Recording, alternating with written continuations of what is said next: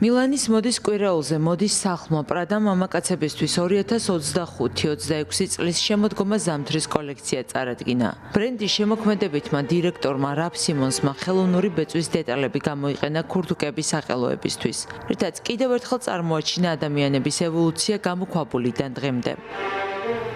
პრადას ახალ კოლექციაში ყურადღება ეთმობა კინემატოგრაფიულ მინიშნებებს. დასავლური შტრიხებია კოვბოის გახეხილი ჩექმები და ნაქსოვი ტანსაცმელი.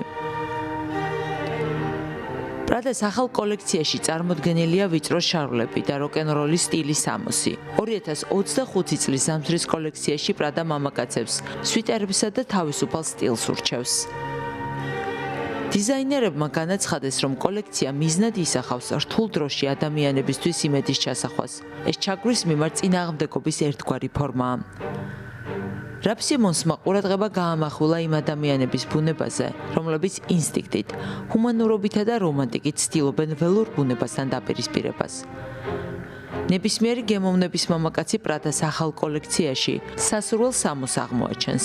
არის წარმოდგენილი თხელი მორგებული შარვლები, ქურთუკები, რომლებსაც ხელოვნური ბეწვისგან დამზადებული მოსახსნელი საყელოები აქვს.